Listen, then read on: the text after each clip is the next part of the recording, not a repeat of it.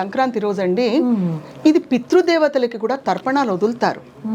ఈ భోజనాలు చేసే ముందరైనా ఏమి తినకుండా పొద్దున్నుంచి పూజలు అవన్నీ అయిపోయాక అపర్ణాహం వేళ పెద్దలకి, దీన్ని పెద్దల పండగ అని కూడా అంటారు. పెద్ద పండగ అంటారు. ఎందుకంటే మొత్తం ఆ పండగలన్నిట్లలోకి ఇది ముందుగా వచ్చే పండగ అన్నట్టుగా పెద్ద పండగ అంటారు.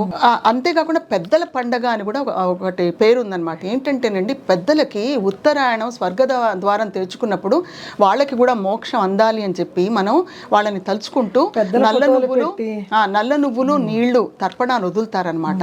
ఇది చాలా ముఖ్యం అండి. పెద్దల ఫోటోలు అవి పెట్టి వాళ్ళకి పూలదండలు పువ్వులు ఇవన్నీ పెట్టి కొత్త తలుచుకోవాలి, వాళ్ళకి నమస్కరించాలి. వాళ్ళ వల్లే కదండి మనం ఇవాళ ఇలా ఉన్నాం కదా. వాళ్ళ ఆశీర్వాదమే ముఖ్యంగా కావాలండి. ఆ రోజు వాళ్ళని తలుచుకోవాలండి సంక్రాంతి నాడు.